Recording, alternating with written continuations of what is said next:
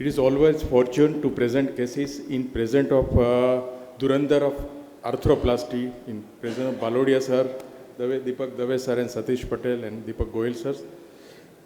I will show you today a few interesting cases of trauma-plasty. Trauma-plasty word is very much famous in hip fractures. We usually doing a replacement in hip fractures. So today I will show a few interesting cases of knee replacement in presence of knee trauma. The institute where at present I am working. Why we need trauma-plasty in knee? Fixation in elderly osteoporotic knee fracture is failing us more often than we predict. So multiple surgery, prolonged immobilization, poor functions. So the real question, why we are still fixing, what we should be replaced? So distal femur and tibial plateau fracture in elderly, this is not just a common fracture. This is biological plus mechanical disasters. Osteoporotic bone, comminution, pre-existing arthritis and poor rehab protocols. So loss of the reduction, implant failure, non-union and secondary osteoarthritis or primary osteoarthritis may delay knee replacement, which is far more difficult than primary. So surgical consideration, pre-op proper X-ray, CT scan, sometimes full leg X-ray may require, tourniquet may use, may not be used. Approaches is surgeon specific, whether parapatellar or subvastus, whatever the surgeon prefers. Planning should be perfect, pre-op templating, implant selections. Always plan, if you are planning stem, then bypass planning, combine stabilization, fix the fracture first, then the replace. Instrument and backup should be ready. So technically, achieve stable fixation first, then balance knee post fixation and protect bone stock.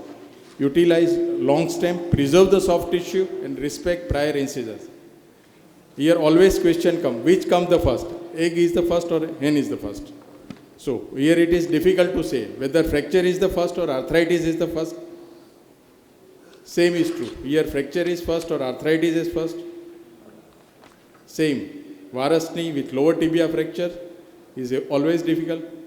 Which one is the first?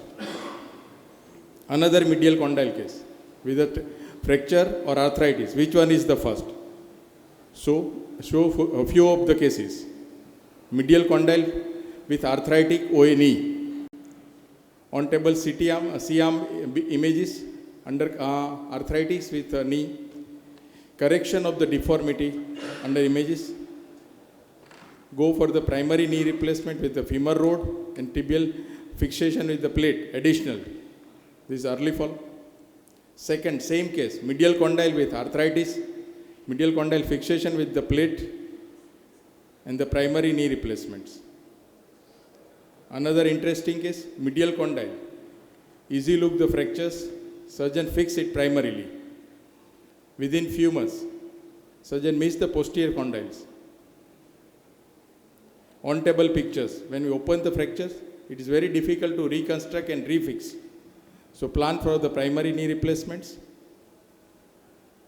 This is the final X-ray and lady walking.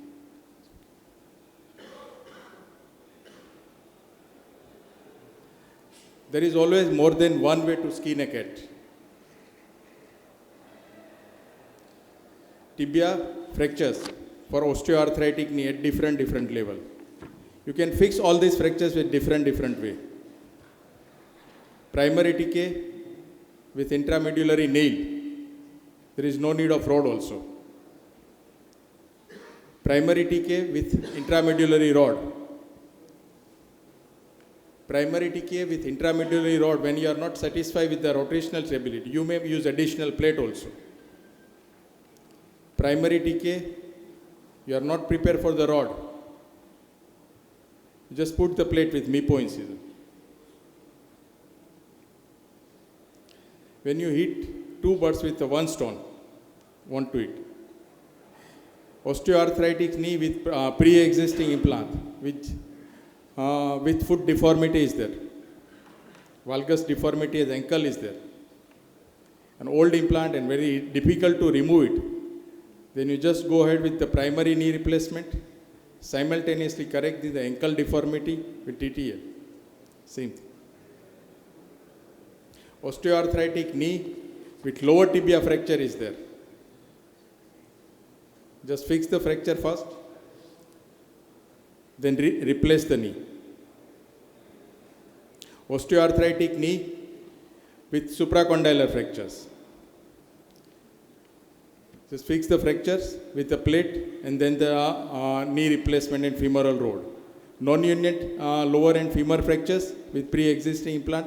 Remove the implant, fix the fractures and use the rod and plate.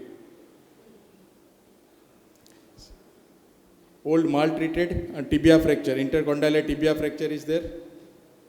Fix the fracture with primarily with K-wire, then tibial rod and primary knee replacements. And this is the follow-up, X-ray and follow-up patients. So, at the end of day, what is happy? Yes. Your patient should be like this. They should be happy and they should walk. So this is more important rather than whether we use robotic or non-robotic. Use technology when there is limitation of intramedullary passing rod. Then you can use the robot at that time. Otherwise, manual management is same time it is possible. The institute where I am working, and thank you.